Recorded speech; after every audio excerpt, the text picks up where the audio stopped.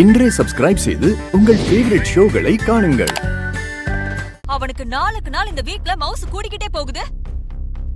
இப்பவும் சொல்றேன், அவ அந்த கிழவியோட பேரன் தான்.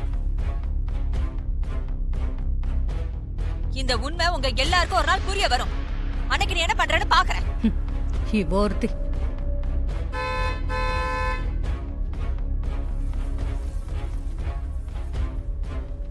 வாங்க மாப்ள.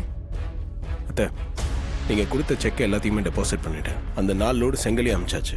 அப்படியா? சரி மாப்ள.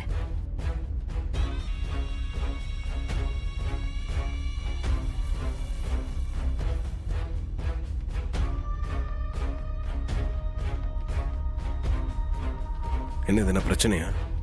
ஏன் எல்லாம் ஒரு மாதிரி இருக்கீங்க? சாரி மாப்ள, உங்களுக்கு தெரியாம இங்க ஒரு பிரச்சனையே நடந்து போச்சு. என்னாச்சு? எல்லாம் இந்த சந்திராவால வந்ததுதான். இவதான் நீங்க ராஜா இல்ல, அந்த ராஜா சேதுபதியோட பேரை, அதுக்கான ஆதாரத்தை நான் காட்டுறேன்னு சொல்லிட்டு கையும் களவுமா பிடிக்கலான்னு வேற சொன்னான். என்ன வேற அவ கூட சென்னைக்கு கூட்டிட்டு போனா. இங்க இருக்கிறவனை கையும் களவுமா பிடிக்கிறதுக்கு எதுக்காக சென்னைக்கு போனோம்?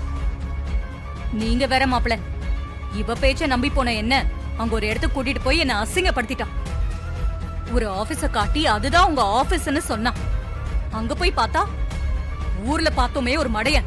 அந்த மடையன் தான் ஒரு விளங்காத ட்ரெஸ் போட்டுக்கிட்டு முதலாளி சேர்ல உட்கார்ந்துகிட்டு இருந்தான்.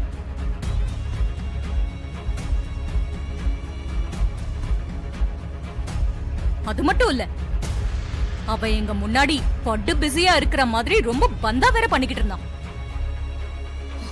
அத பார்க்க எனக்கு பயங்கர கடுப்பு வேற வந்துருச்சு. ரொம்ப கஷ்டப்பட்டு நான் என்னையே கண்ட்ரோல் பண்ணி நான் அங்கிருந்து கிளம்பி வந்தேன்.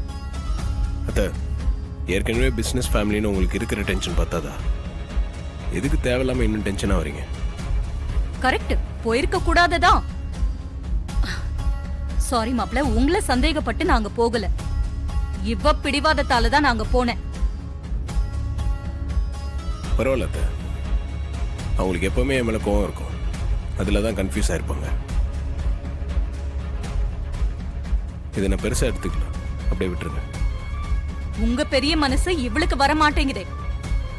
சரி, இனிமே இத பத்தி யாரும் பேச வேண்டாம். எல்லாரும் அவங்க வேலையை பாருங்க, போங்க. போ.